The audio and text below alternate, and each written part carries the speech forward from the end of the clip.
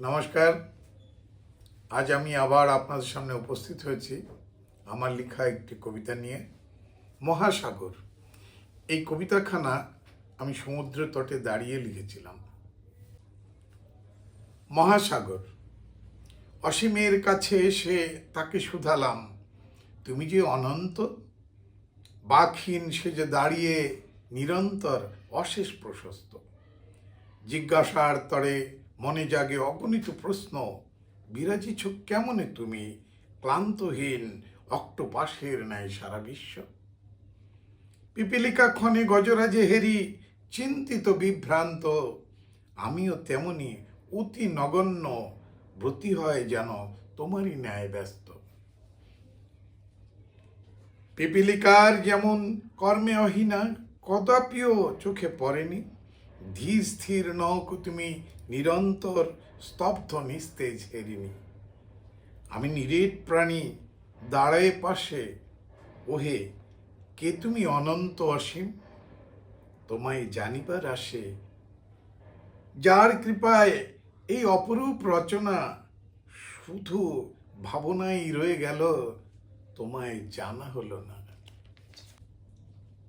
পিপিলিকার সম্মুখে গজরাজকে দেখে তার যেমন তার শুরু কোথায় শেষ কোথায় বোধগম্য হয় না, আমিও সমুদ্র তটে দাঁড়িয়ে সমুদ্র তার শেষ কোথায় শুরু কোথায় বোধগম্য হয়নি, এই প্রশ্ন নিয়েই এই কবিতা লেখা। এই কবিতাটি লেখার বিশেষ তাৎপর্য হল, মনুষ্য জীবনেও তার জীবনধারায় প্রতিদিন কিছুক্ষণের জন্য হলো বিশ্রাম রয়েছে, কিন্তু সমুদ্রের পাড়ে এসে আমার এক প্রশ্ন জাগলো, যে সমুদ্র অশেষ, তার শেষ নেই, তার কোথায় শুরু এবং কোথায় অন্ত তা জানা নেই। তার সাথে প্রশ্ন ছিল, নিরন্তর সে কর্মেই ব্যস্ত, কখনো সে ধীর স্থির নয়। মনুষ্য জীবনে আমরা দেখেছি পিপিলিকাও কর্মজীবনে তার ধীর স্থির নেই, সেও নিরন্তর কর্ম করে চলেছে।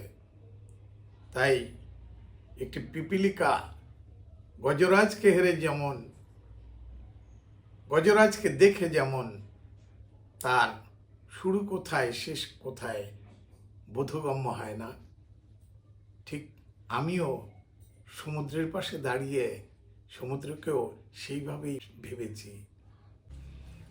নমস্কার। আমার এই কবিতাটি যদি আপনাদের ভালো লেগে থাকে তাহলে লাইক করবেন, কমেন্ট করবেন এবং প্লিজ দয়া করে সাবস্ক্রাইব করবেন।